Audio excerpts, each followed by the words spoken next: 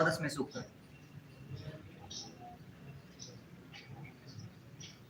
ये देखिए आप लोग इसमें बताइए पहले, हम लोग अभी तक जो योग पढ़े हैं इसमें कौन कौन से योग बन रहे हैं कुंडली में? एक शुभ कर्तरी योग। क्यों बन रहा है शुभ कर्तरी? हाँ, लग्न के अगल बगल शुभ ग्रह हैं, इधर बुध है और इधर शुक्र है, तो एक शुभ कर्तरी बन गया। ठीक, उसके बाद वीणा बल की दामिनी पास से केदार में कौन सा योग बन रहा है?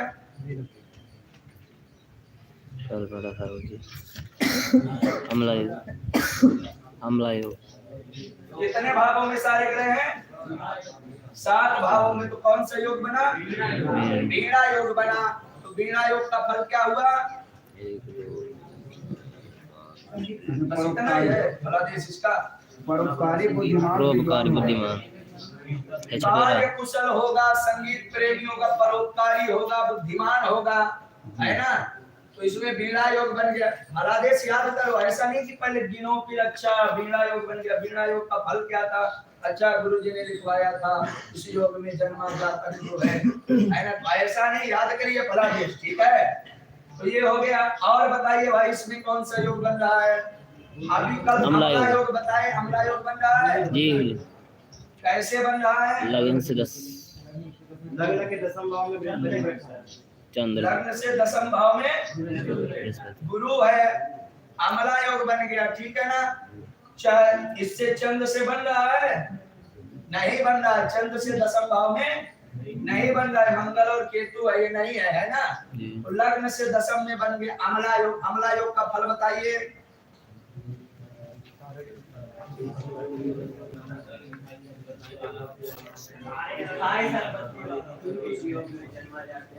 हाँ, और अब बताइए एक कुल दीपक योग इसमें बना कुंडली में।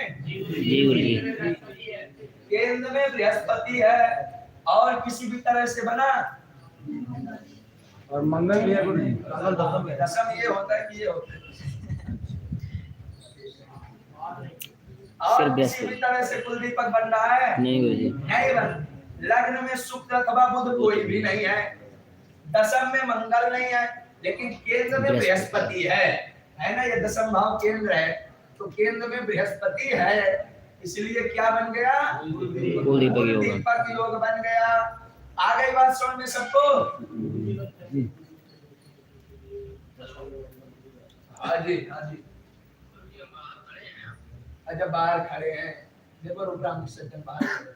चंद्र कुंडली से नहीं देखना है, लग्न कुंडली से ही देखना है ना? केवल लग्न कुंडली से, लग्नों से।